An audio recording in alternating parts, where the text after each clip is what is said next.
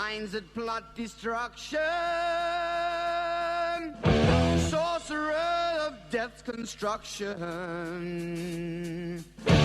in the fields of bodies burning, as the war machine keeps turning, death and hatred to mankind, poisoning their brainwashed mind. Welcome to the Anarchist World This Week, broadcast across Australia on the National Community Radio Satellite. Listen to the Anarchist World This Week, Australia's sacred cow slaughterhouse. Listen to analysis of local, national, international events. Listen to analysis you'll never hear anywhere else.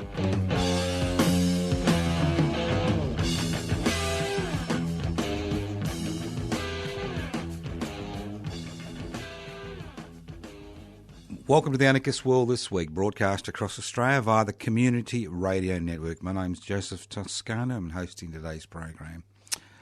Yes, toothache is not a pleasant thing when you're broadcasting, but that's the price you pay for being on the planet a little bit too long. That's the way it goes. Now, if you wonder what anarchy is all about, no, it's got nothing to do with toothache. An anarchist society is a voluntary, non-hierarchical society based on the creation of political and social structures which are based on equal decision-making power. It's direct democracy. It's a society where wealth is held in common and used for the common good. And why those two definitions are very simple. Anarchos without rulers. How do you create a society without rulers? You devolve power, you share wealth. Simple. You break down hierarchy.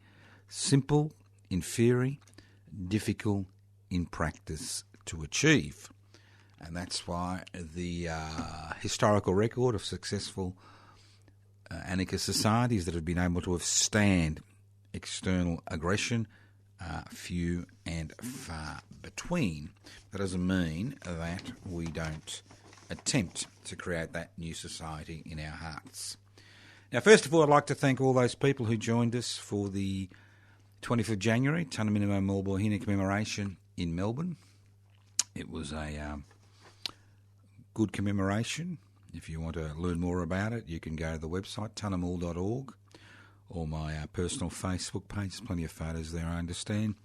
Toscano, the number 4, the public. I'd also like to remind people across the country about the Invasion Day events that are occurring around the country. And if you if you're that way inclined, it's a great way to spend the day because the momentum is changing. I mean, I remember we were involved in activities almost 40 years ago to have the 26th of January Invasion Day changed as the Day for Australia Day, and people just looked as if we came from planet Mars. It looks like we now come from down the street because a lot of people are discussing the issue. Now, again, the 20th of January, those of you who heard the live broadcast via the web will understand that things change. And what we're trying to achieve regarding the 20th of January, it to be recognised as a day when communities across this country, across this continent, the islands around this continent, hold commemorations and ceremonies to acknowledge the tens of thousands of men, women and children who were destroyed in the colonisation process, and to acknowledge the ongoing ramifications of that, the brutality of that colonisation process. Obviously, we will continue with the ceremony here on the 20th of January in Melbourne at what is the nation's first major monument which has been built to acknowledge the brutality of the frontier wars. Because on the 20th of January 1842, 2 Aboriginal men from Tasmania, Tunaminimo and Mulbohina, were executed in Melbourne for the heinous crime of resisting colonisation. I mean, most Aboriginal and Torres Strait Islanders who died in the resistance to colonisation were destroyed in the most brutal, extrajudicial manners. But this was a judicial execution which was carried out under the laws of that time to act as a deterrent to other Aboriginal and Torres Strait Islander people about paying the price of resisting colonisation. So I would like to see, or the Tanaminoa Maulboy Commemoration Committee would like to see, the 20th of January acknowledged around this country as National Aboriginal and Torres Strait Islander Freedom Fighters Day, a day which looks at the resistance to colonisations and acknowledges that resistance and acknowledges that the reconciliation process can only occur once that history has been acknowledged. This is the Anarchist World This Week, broadcast across Australia via the Community Radio Network. And this is my 41st year broadcasting on Community Radio. And it's actually my 41st year broadcasting the Anarchist World This Week. And I don't broadcast to hear the sounds of my voice. I can hear the sounds of my voice anytime I like. But there is a purpose. And that purpose is very simple. It's to create a culture of resistance. It's to create organisations which can turn that culture of resistance into a culture of change.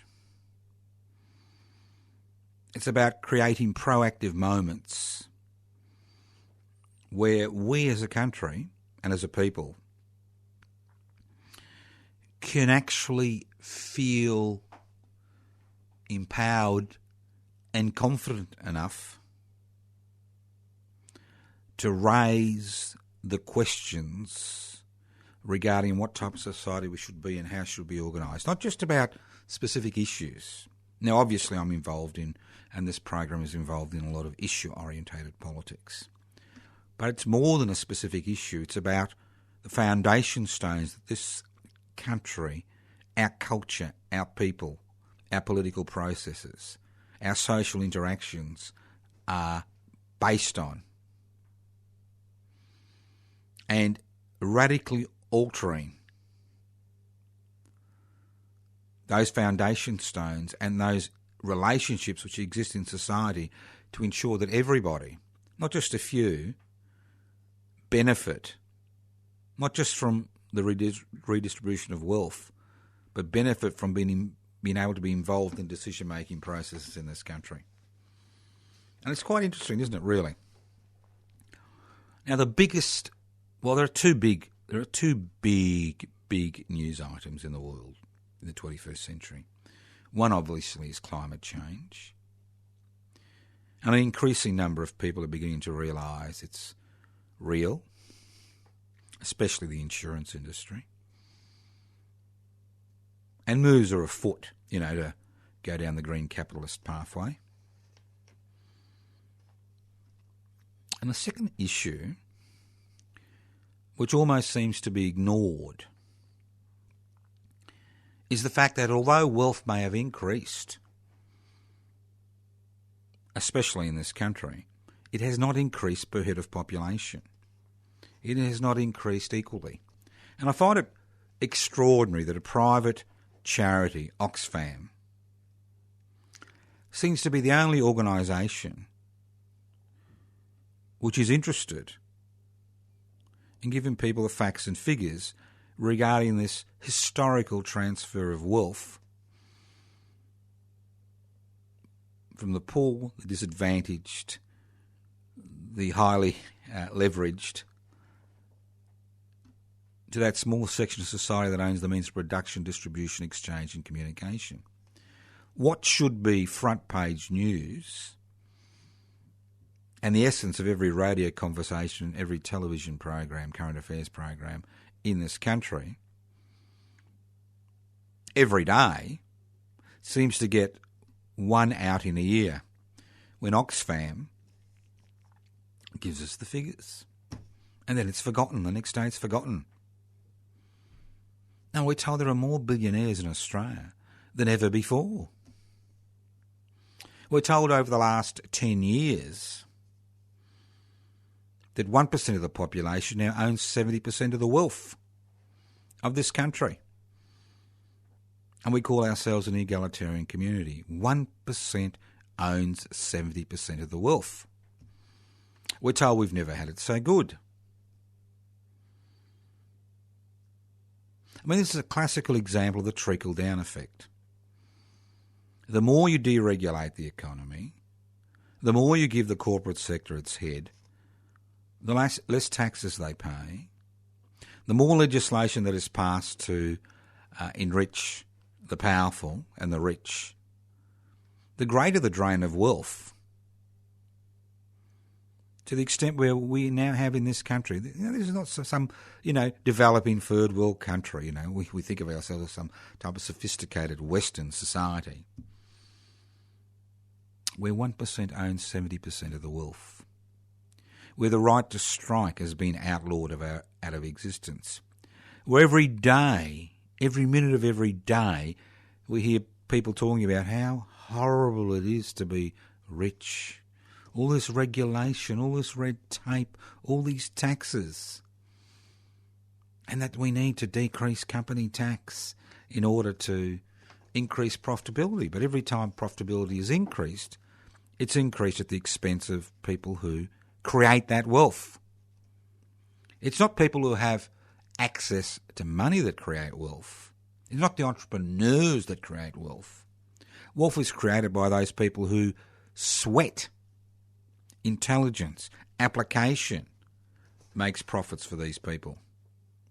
So it's an indictment on our society every day that once a year Oxfam gets, a few moments of exposure when it talks about the 1% owning 70% of the wealth in this country. Why don't we hear the opposition leader, or more importantly the Prime Minister of this country, highlight this as a central issue in this country? And obviously they won't highlight it as a central issue because they are in the pockets of the parliamentary puppet masters. Because it's wealth which allows people to exercise power to such an extent that Parliament becomes an instrument via which they entrench their power and wealth. That 1%, that small section of society that owns the means of production, distribution, exchange, communication, entrenches their wealth. So, what can you do? I mean, I can talk till the cows come home. I can talk under a wet concrete. I can talk after I'm dead. People tend to do that these days with social media. But what can you do? Well, you've got a number of options. You can say, that's life. All right? C'est la vie. Tattoo it on your body. Ned Kelly's purported last statement when he was hung on the 11th of November 1880. That's life. C'est la vie. And, get on with paying your bills. Or you can say, well, I'm not political. Doesn't interest me. All right? But stop complaining if it doesn't interest you. Or you can say, well, I'm going to vote for somebody else the next election. That's right. I'm going to vote for somebody else the next election. You're going to give somebody else power to make decisions for you for the next 3 years. When ultimately you don't really have any power over these individuals in terms of them keeping their promises or attempting to keeping their promises. Or you can do what I've been trying to do over the last 2.5, 3 years. A number of us have been trying to establish a new political, social, cultural force in this country. Public interests before corporate interests, putting the interests of the many before the interests of the few, has the central tenets of a new political movement and political party. Now, how progress has been slow, because we need about 550 people on the electoral roll, the federal electoral roll, in order to apply for registration as the political party. Not just in terms of applying for registration, but in terms of having a little bit of nous. Because if you look at the crossbenchers in the Senate, you'll find that the great majority of them are basically people from a more authoritarian, racist viewpoint. And that what's loosely described as the left has really been found wanting intellectually, found wanting organisational, and found wanting in terms of the being mired and caught up in issue-orientated politics. So if you do listen to this program, look, I don't come here to talk to myself. I mean, I can listen to my own voice any time I like. I can put on a tape recording and, but I'm not interested in that. The reason I broadcast is to encourage you to become active, to understand that hope, the love child of desire, the desire for change, and expectation, the expectation that change will occur, can only be nurtured and watered by people like you. Now, obviously, a political party like Public Interest before corporate interest isn't some type of perfect organisation. And it's not going to resolve all the problems, but what it does, it creates a different mindset in the community. Because currently, and I don't blame ABC presenters for the current pathetic situation we find in the Australian Broadcasting Corporation, where presenters are basically being forced into a position where they have become mouthpieces for the more authoritarian segments of our society, the traditional political parties, the conservative, reactionary elements, that people like you and me never seem to be heard on the ABC unless it's around some type of particular issue. There seems to be no place for people who have a objection to capitalism, objection to this drain of wealth into the hands of the rich, objection into a parliamentary system that's been hijacked by that 1% of the population that owns the means of production, distribution, exchange and communication. So there seems to be no force in our society which says we can do things successfully in another way, and we need to do things successfully in another way in order to survive. That's the dilemma. That's the dilemma, because we are now, most people have so many debts who are not part of that 1% or part of the 12% of the population which is making hay at the expense of everybody else as part of the investment classes or class. So what we are seeing is this culture of compliance, a culture of complaint, and a culture of harping and concentrating on the trivial.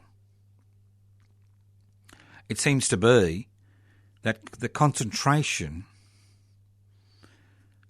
of our efforts, not just in the corporate-owned media and the publicly owned media, but on social media, seems to be on the trivial, the ephemeral, and nothing highlights that more than the joys of YouTube and social media. So you do have options. It's not just about listening. Anybody can listen. We need to move beyond that idea of listening. I remember, it sounds like the good old days, the old blokes remembering the good old days. Well, there were never any good old days. But I do remember a culture of resistance. And I do remember a time when we believed, not fought, but believed, that change was needed and would occur. And obviously change has occurred on many peripheral issues. But when it comes to change regarding the economic framework of this country, regarding how wealth is created, regarding who makes decisions, what we've seen is change that reinforces the power of those sections of our society that already control many aspects of our day-to-day lives. So, I am encouraging you. I make no bones about this. I'm encouraging you to join public interest before corporate interests. So before, we need about another 200 members on the electoral roll. You don't have to be on the electoral roll to join, but if you are on the electoral roll, it helps us get the numbers. So you can join by downloading an application form from Pibci, PIBCI.net. You can download an application form. Simple. Download it, email it back.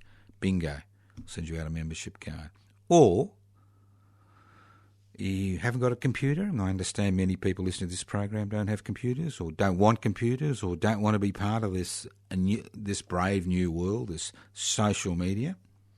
Well, you can always write to us at Post Office Box 20, Parkville 3052, Post Office Box 20, Parkville 3052, or you can email us.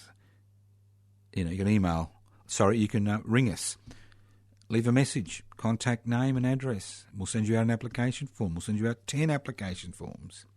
If you've got any friends, which maybe is highly debatable. The number is 0439 395 489. 0439 395 489. This is the Anarchist World This Week, broadcast via the Community Radio Network across Australia to many community radio stations across this country, north to south, east to west, up and down. My name is Joseph Toscano. I'm hosting today's program. I said before, if you want to contact us, there's a few ways you can do it. Yes, we do answer letters. We don't get many, but they're still coming through. Post Office Box 20, Parkville 3052. Post Office Box 20, Parkville 3052. You can email us at anarchistage@yahoo.com, anarchistage@yahoo.com. You can leave messages on 0439 395 489. But as I said before, look, I've been an activist. This is my 50th year. And I really kind of marked that 50th anniversary when the May revolts occurred in France in 1968. This was a different type of revolt. This is a revolt which occurred in a Western industrialised society, a revolt which didn't orientate regarding the old communist capitalist divide. It was a revolt by young people, and I was 16 at that particular time, and it had a profound influence. It radicalised me. You hear that word? Radicalised. But it didn't radicalise me in terms of, joining some crappy outfit that wants to impose its will on people through force or through the domination of the state apparatus, but radicalised me in terms of creating a new world which was based on the dismantling of an old world which was created through inequalities in power and wealth. It was about a struggle about devolving power and holding wealth in common and using that wealth for the common good. So May 68 was a pivotal moment in my life when I was 16. I've considered that I've been an activist since.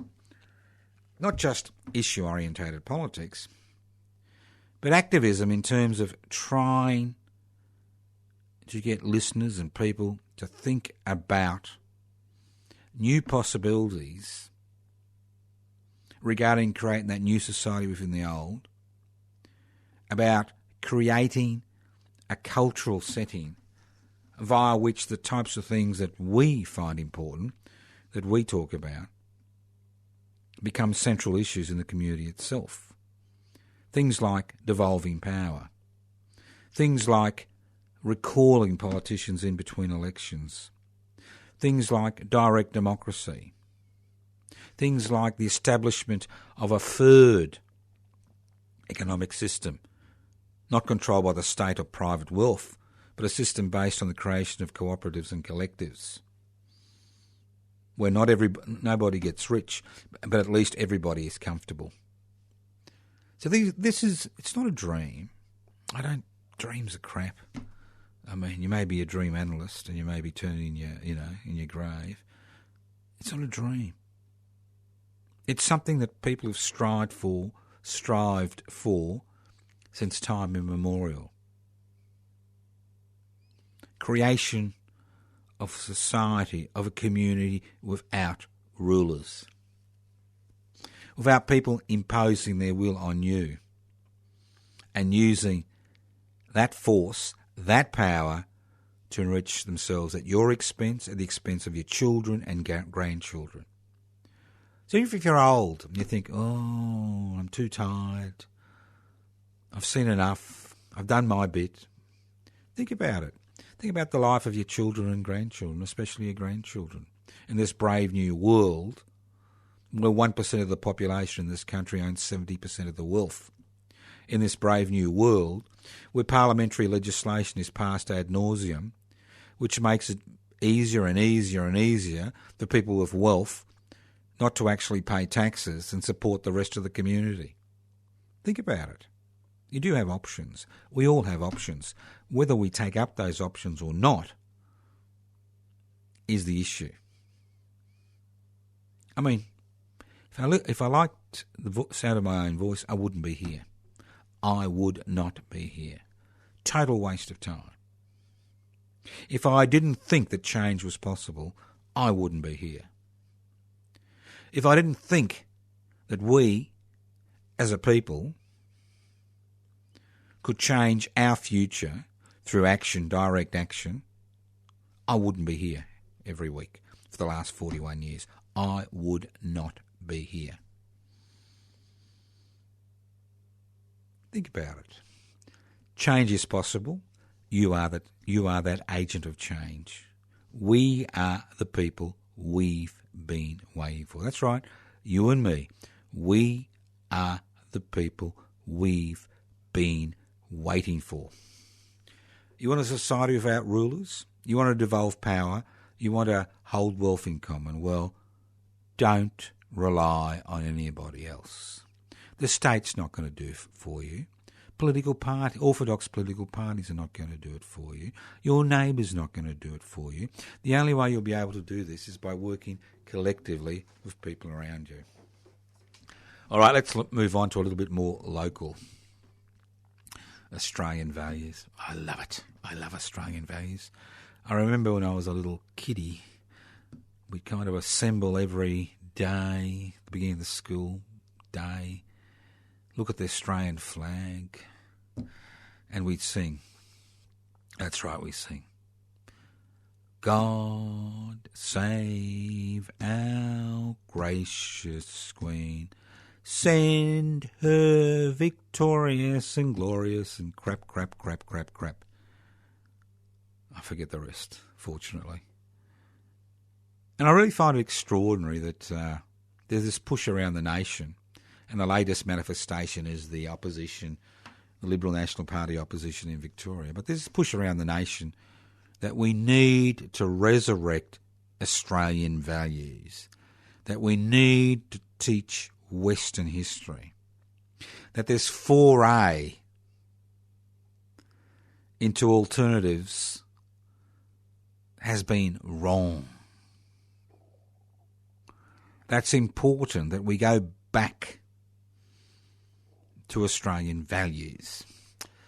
So I'm thinking to myself, what's an Australian value? I mean, we like to think of ourselves as an egalitarian community, and we may have entered that pathway in the 1880s and the 1890s when people were using direct action to get a little bit of more for themselves and force the state to take up their interests instead of being basically a police officer or a soldier for the ruling classes. And we were very successful, especially in Victoria, where some of the most radical ideas were implemented decades before they were implemented in the rest of the world. Things like free compulsory secular education in the 1870s. And the list goes on and on. The provision of social security benefits for people who are unemployed or single parents, and the list goes on and on and on. So there's always been that movement for change. But what's an Australian value? In a society where 1% owns 70% of the wealth, we can no longer say that egalitarianism is an Australian value, is it? It really isn't, is it? If it was a value, we would see maybe 1% owning 10% of the wealth, not 70% of the wealth. So egalitarianism is an Australian. How about a fair go, mate? You like that? Fair go, mate. Yeah, I like that. Fair go, mate. The land of the fair go. And I'm thinking, how can you have a fair go when the social elevator through tertiary education has been destroyed? Where the bits of the social elevator have been sold to the corporate junkyard, trashed. Have you ever a fair go when you've got a private schooling system which is bankrolled by the Australian taxpayer, by the public, and a public school system which is starved of funds because of the amount of funds which go into the private school sector? How can you have a fair go? So, no egalitarianism, no fair go. So what does that leave? Well, maybe denial. That's a great Australian value, isn't it? Especially at this time of year. The denial that this country was built on the blood and bones, hopes, aspirations and lives of tens of thousands of people who had lived on this continent for over 40,000 years. The denial of the brutality of the colonisation process, the denial of the ongoing legacy of colonisation. Is that part of our Australian values? Is that maybe we want to concentrate on Western history, where somebody kind of travelling down says, "Wow, look at that! I've discovered it. Isn't it wonderful? I found it." And people who'd been living here for 40, 50,000 years, who'd named every nook and cranny, every hill, every mountain. Is that an Australian value? Denial? Then we've got the purists who bring up Anzac Day and they say, that's an Australian value.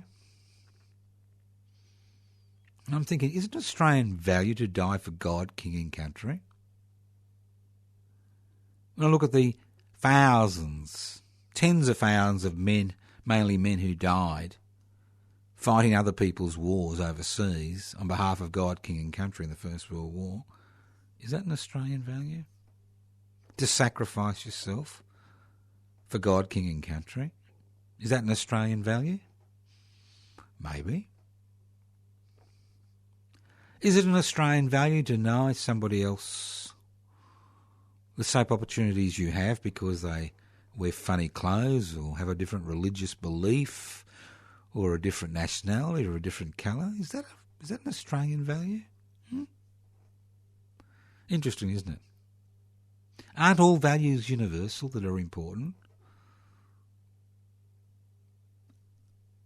We have something which is a little bit different to everybody else in the world.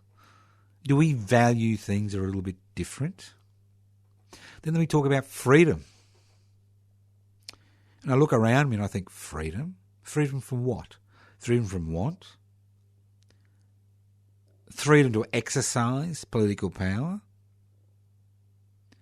Freedom to break out of the current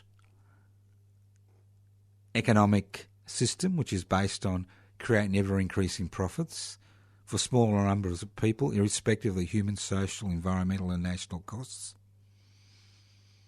Or is the freedom to speak? And when I look about freedom, I think, well, what constitutional protections do I have? Well, I don't have any constitutional protections as far as free speech is concerned. The High Court has quite clearly outlined that as far there is an implied right to free speech, which you can only exercise during a political campaign, once an election is called. Because if you don't have free speech, you can't have an election. And then we say, oh, but Joe, we're a democratic society. Is that an Australian value? And I'm thinking to myself, democracy, rule of the people, by the people, for the people. Do we really live in a democratic society? Every 3 to 4 years we're asked, forced by legislation, to cast a ballot, to elect people to make decisions for us when we know that real power doesn't lie in Parliament. It lies in the boardrooms of national, transnational corporations. So where are these Australian values? Freedom, democracy, sacrifice, egalitarianism. The list goes on and on. Denial. Who knows? So what are we going to teach? We're going to go back to the 19th century. Are we going to modify them to suit 21st century conditions and 21st century reality? Are we going to incorporate them in the Australian Constitution so people do have a legal option via which to ensure those values can be accessed and used and applied? Do we want an Australian value which protects the individual from the arbitrary exercise of state power? Australia is one of the few nations on this planet that has constitutional arrangements which don't protect the individual from the arbitrary exercise of state power. And people think, oh, Joe, you're so silly, you're so mad. What would you know about the Australian Constitution? Well, constitutionally, the High Court has basically found that we could legally pass legislation tomorrow in this country, well, not me, but both houses of Parliament, that could in turn blue-eyed 2-year-olds because they're potential threats to the state, because there's no constitutional protections for the individual in the Australian Constitution. How can we have a constitutional arrangement where there's no individual protections? So this debate about Australian values, it sounds good. It sounds good that somehow we have values that are different to the rest of the world and that we just celebrate these values on Invasion Day on the 26th of January. But are our values universal? Are they limited by national boundaries? Are they things we give lip service to? Well, think about it. If you can find an Australian value, let me know. I know one Australian value, and that's the Great Australian Salute. When you go out there into the countryside and you go camping, the Great Australian Salute is something that we have in this country. And we have the Great Australian Salute courtesy of all those cow and sheep shit around the countryside that acts as a breeding ground for flies. So maybe that should be our great Australian value, the Australian value, the Great Australian Salute. That's something that we have here in this country, which is ours. It's an Australian value. You're listening to the Anarchist World This Week, broadcast across Australia on the Community Radio Network. Now, boys and girls, you may have noticed that things are changing.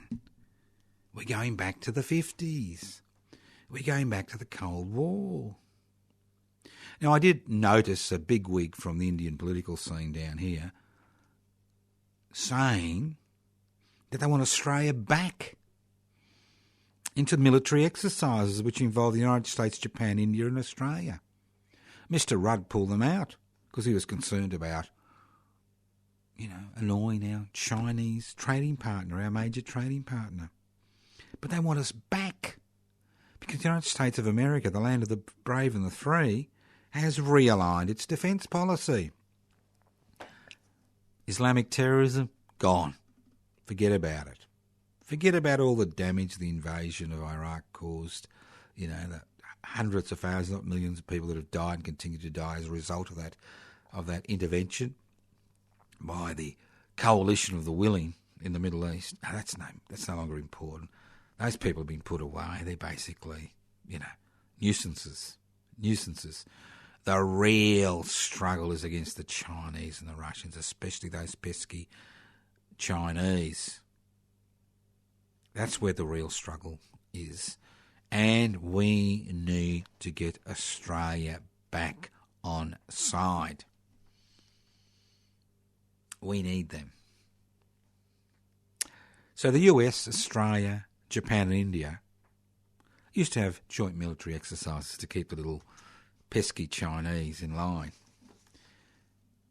But about a decade ago, the Australians said, it's not our thing. Why should we kind of upset our major trading partner, China? But now,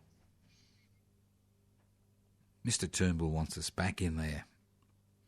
And wait on, I reckon in the next week or two, you'll hear the big announcements that we will be back in these military exercises, that we are part of that axis. US, Australia, Japan, India, South Korea. Big axis, bulwark against the expansion of Chinese influence in our region. I can see it. I can see it now. And then we'll have, the old Anzac Day ceremonies. It's not about remembering the dead or commemorating the dead. It's about creating a new militarism, a new nationalism in this country. Because there's nothing like militarism and nationalism to kind of get people thinking, is there? You want to die for your country. Well, between you and me, I don't particularly want to die for my country, and I don't want to die for God. I can assure you for that. And I don't want to die for my country. I don't want to die for the King or the Queen. Well, let's see what happens. Let's see what happens, but be careful. Because it's interesting how the rhetoric changes.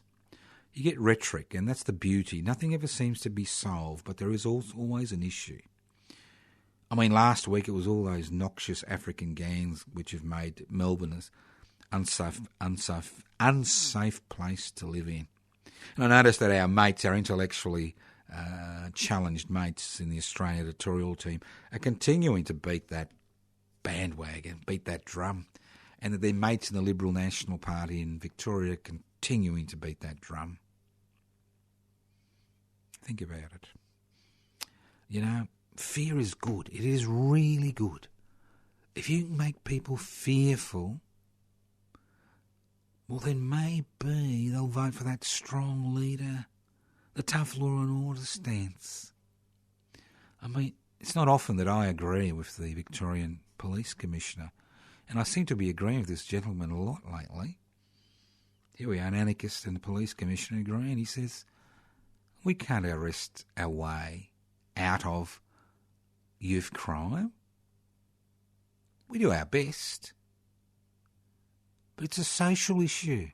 It's a political issue. It's not a policing issue. When you've got 13, 14, 15-year-old kids being involved in quite vicious criminal activity, there are reasons.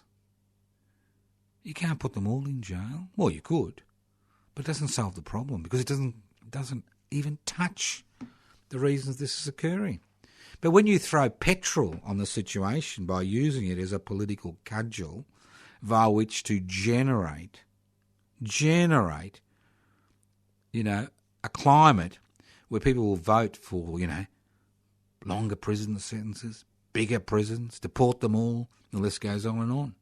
You begin to understand how criminal activity is politicised in order to assist the more conservative and reactionary elements in society.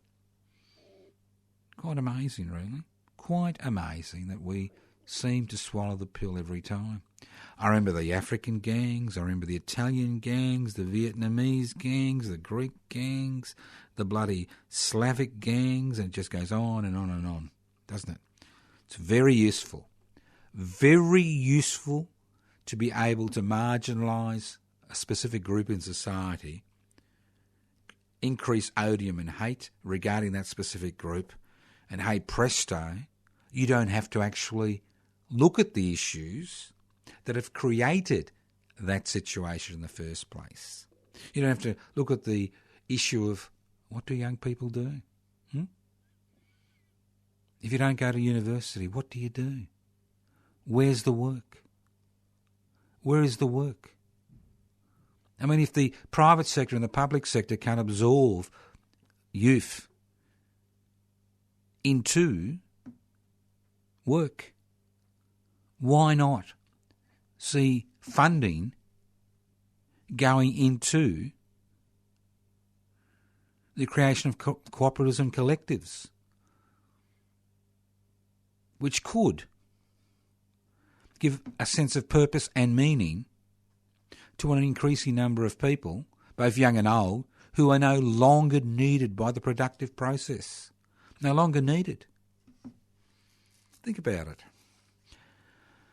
Now, I love corruption. It's really good. And if you can kind of send a few dollars my way, that'll be lovely, wouldn't it? I only accept $1 billion. I'm a little bit like the Prime Minister of Malaysia.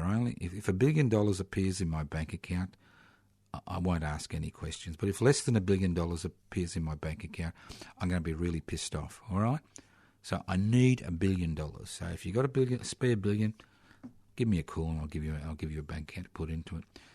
But, corruption is an evil, evil cancer. And although we used to think we were beyond corruption, it was a third world issue, it is slowly becoming an important issue in Australian society. And that's why the government was forced to hold a banking royal commission. It's really a Clayton's royal commission. We actually haven't seen the capacity of individuals to apply to be heard at the royal commission. But the pressure's there. But I really like big corruption stories. And it really pains me to think of how Mandela's creation, the African National Congress, has been used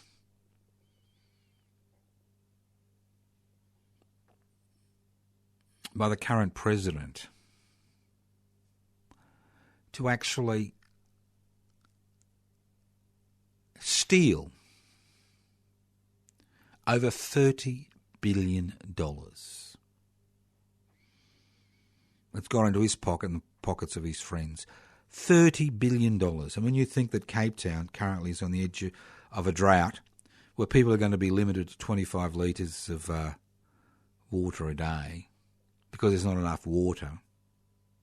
And when you think of the social dislocation in South Africa and how little has changed since the end of apartheid because the economic infrastructure never changed, the same people, different colour skin, still in control, still wrought in the system, you begin to understand how corruption becomes such an important issue, not just in South Africa or Malaysia, but even in Australia today. Huge issue.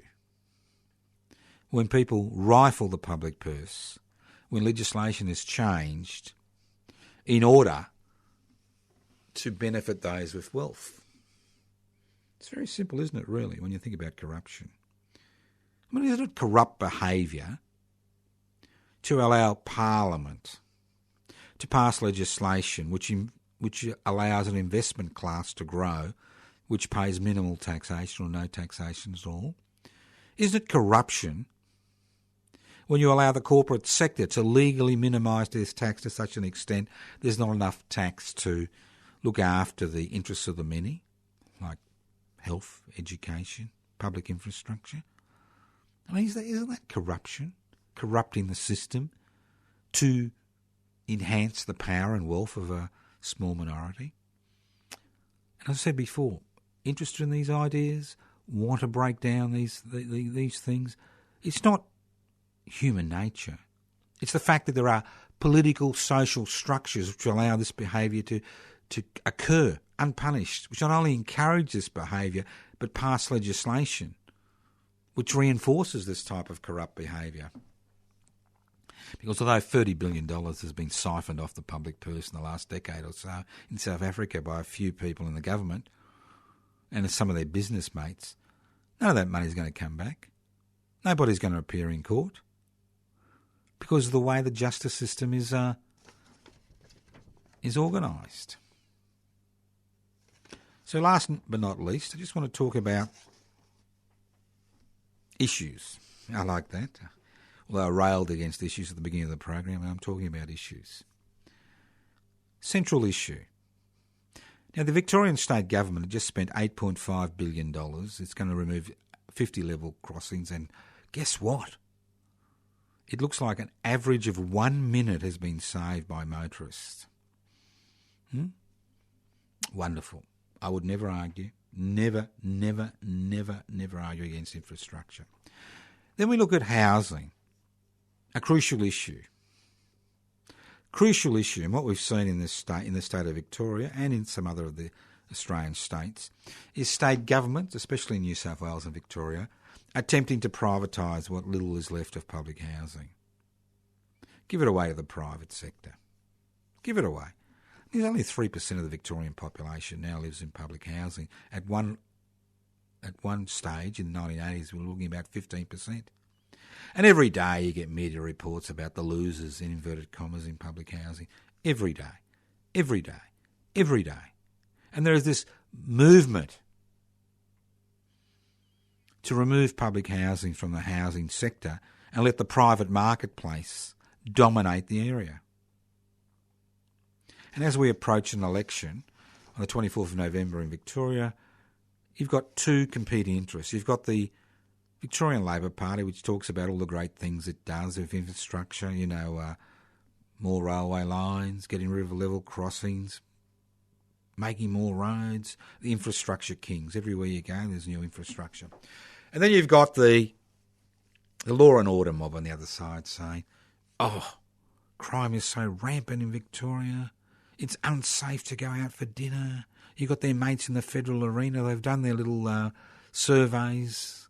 They know that this is a big issue, so let's beat it up. Get their mates in the Murdoch media to beat it up. Crime. Well, we're coming from a different direction. Defend and extend public housing. You can go to our Facebook page. We're about making housing the central issue for the state election in Victoria and across this country. Housing.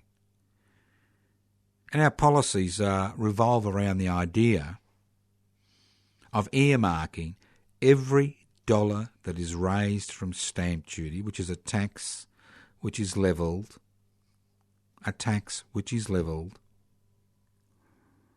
on people who buy housing, that every dollar, there was $6 billion in Victoria and over $6 billion in New South Wales, that every dollar is diverted into creating new public housing. Within 10 years, you would have 1 million people housed in public housing. That would force down rents and prices at the entry-level market. So this is the campaign that we will be conducting during this year. Defend and extend public housing through public interest before corporate interest and the Anarchist Institute. This is a campaign which will have a lot of focus, put a lot of energy. Because what we need to do, and this is what politics is about, we need to change the political agenda from infrastructure and crime to the issue of housing people in this country. You house people, you decrease crime. You house people, you increase disposable income, and you kickstart the economy. Simple, but not the type of thing people like to hear. So keep an eye out. We'll be having rallies, and we encourage people in other states to form their own groups and get involved in this campaign. You've been listening to the Anarchist World This Week, broadcast across Australia via the Community Radio Network. My name is Dr Toscano. I've been hosting today's program. If you'd like to leave a message, and I will ring you within the next 24 hours, hopefully, 0439 395 489. You want to join public interest before corporate interest? Go to the website, pibci.net. Download the application form. Haven't got a computer? Leave a contact name and address on the answer on 0439 395 489. We'll send you out an application form. Right? Want to look at my Facebook page? You will not know what colour underpants, that I'm wearing grey underpants today. You will not find that on the Facebook page, but you'll find out about a lot of other things. Go to the Facebook page, Toscano for the Public. All the activities that we're involved in, all the activities I'm encouraging you to become involved in. Toscano for the Public. Yes, we do answer letters. You can write to us at Post Office Box 20, Parkville 3052. Post Office Box 20, Parkville 3052. Thank you for listening to the Anarchist World This Week via your local community radio station, via the Community Radio Network. Listen in next week to the Anarchist World This Week. Evil minds that plot destruction, sorcerers Earth's construction.